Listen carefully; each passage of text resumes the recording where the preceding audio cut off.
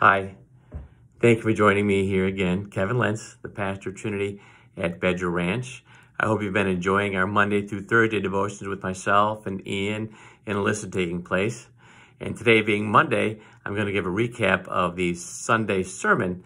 And what I talked about in worship this week was from Mark chapter 1, particularly verse 22, which reads, "The people were amazed at Jesus' teaching because he taught them as one who had authority, not as the teachers of the law." So we talked about the different kind of authorities that take place in the world, just kind of set a tone. But then Jesus said it very clearly that he is indeed the ultimate authority, because he said right before going back to heaven, "All authority in heaven and earth has been given to me." So now the people in Mark chapter 1 see that Jesus has this incredible authority. He preached with authority. His words had authority. There's something different about this Jesus than what the people had been hearing their entire life. And that's what set Christ apart. He brought the good news, the New Testament, the new teaching. The Bible at that time, the time of Christ, was just what we call the Old Testament, with all of its laws, 10 commandments plus 600 more laws, and a lot of rules and regulations, expectations, and how people are supposed to live. Christ brought the new word, love, forgiveness. He died for the forgiveness.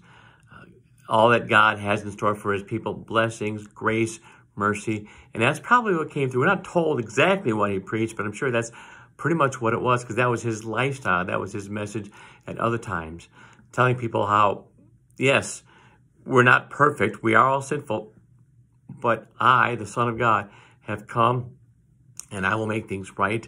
I will redeem you. I will save you. I will shed my blood for you. I will die on my cross for you.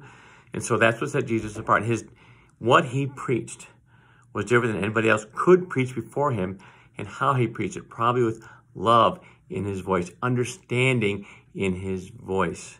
We give thanks that he was that loving preacher for the people of his day.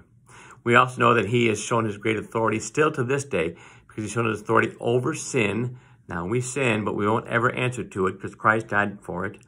Over death. Now death is still real. People are dying. We understand that in this world. And it won't happen until Christ comes back, when it goes away. But we won't answer to death. It doesn't have the final say in us. There's more life in us as people of God in eternity in heaven with him. And even over Satan, who does tempt us to try and sin against the will of God, Christ has overcome him too. So Christ has shown his great authority again and again. And we give thanks for that we know who he is.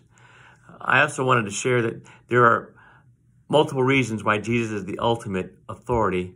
Number one, who he is. He's God. He's the Son of God. You can't have more authority than just who he is, being the Lord.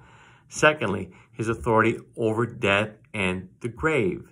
His authority over sin, doing that for us. So there's nothing greater than him. And thirdly, Christ has what you could call maybe staying power. Other great leaders, like let's say Alexander the Great, Julius Caesar, Constantine, our presidents, George Washington, they're gone. Christ is the leader. The authority goes back before time, is around now, will be around after time, because he is no beginning and no end, the Alpha and the Omega, because he is God himself. So Christ, again, shows why he is a greater authority than even the greatest authorities this world can put together. He's greater than all of them. And we give thanks that that's the one we believe and put our trust in. The one who said, "All authority in heaven and earth has been given to me." So we give thanks for that, because we put our faith and our trust in our Savior, Jesus Christ. Thanks for joining me here again today. Look forward to seeing you again later this week, and God bless your week. Bye-bye.